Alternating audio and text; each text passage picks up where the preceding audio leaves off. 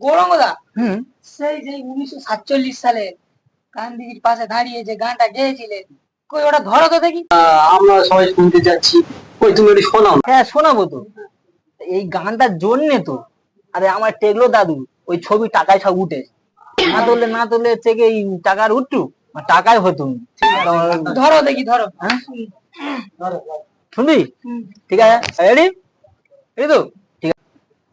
মাগো ভাবনা কেন আমরা তোমার মদ মাতালে হিরোইন করে শান্ত ছেলে, আমরা গাঁজায় টান মারতে পারি, তোমার ভয়নের মা পাগল পকেট মারতে পারি, শুনবো না কোনো কথা, শুনবো না সুযোগ পেলে পকেট মারা ছাড়বো না।